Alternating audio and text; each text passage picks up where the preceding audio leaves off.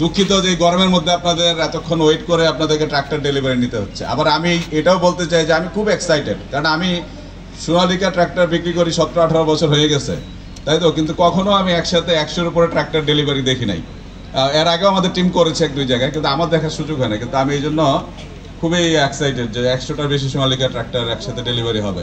এবং এখানে যে লোগোটা ক্রিয়েট হলো, লোগোটাতে হয়তো তারা 100টা, এখানে আমি শুনলাম যে 130টা ট্রাক্টর আজকে ডেলিভারি করবে, কিন্তু এই লোগোতে এতগুলি ট্রাক্টর পুট করতে পারে নাই। কিন্তু 123টা ট্রাক্টর ডেলিভারি এর আগে বাংলাদেশে সোনালিকা টিম করে নাই, তার মানে আর কোনো কোম্পানি করে নাই। এটা একটা রেকর্ড, এবং আমি শিওর এই রেকর্ড যদি ভাঙে তাহলে সোনালিকা টিমই ভাঙবে, ঠিক আছে। কিন্তু সোফার আপনার এটা রেকর্ডের সাক্ষী। আপনারা যদিও কষ্ট করে মনে করেন আপনার ওয়েট করলেন, কিন্তু এর একটা মিনিং আছে। মিনিংটা কি ধরেন হলো যে আপনার আমাদের যে জন্মদিনটা, এই জন্মদিনটা কিন্তু অর্ডিনারি দিনের মতো আরেকটা দিনই, হ্যাঁ, 24 ঘন্টারই একটা দিন।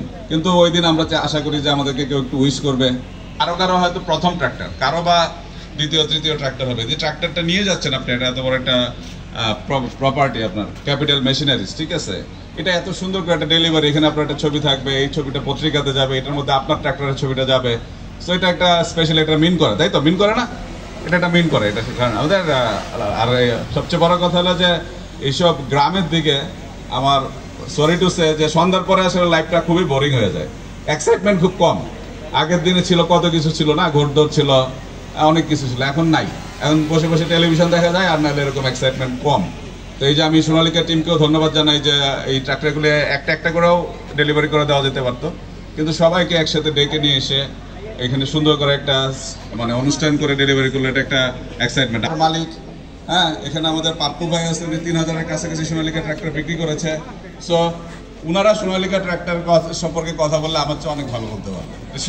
থ্রেশারে কি আর খরচ তো থাকে না, এখানে টেকনোলজি রিসিভ করাটা আসলে এখনো দেরি আছে। মানুষজন যখন ট্রাক্টরও যখন এরকম ছিল এটাতে। আর আপনারা জানেন তো সোনালিকা ট্রাক্টরের সাথে আমরা এই বছর 2টা নতুন মডেল আপনাদেরকে দিচ্ছি। কারো হয়তো আইডিয়া আছে যে আমরা সবচেয়ে ছোট ট্রাক্টর যেটা হলো যে 35 হর্স পাওয়ারে, 35 হর্স পাওয়ার সাথে লাঙ্গল বাংলাদেশে আমরাই প্রথম দিলাম আপনার 35 হর্স পাওয়ার সাথে রোটার। কারণ কি এখন কারো সিজন ছোট, আবার কারো ট্রাক্টর সে ভাড়া দেয় না, সে নিজের জন্য নিয়ে যায়।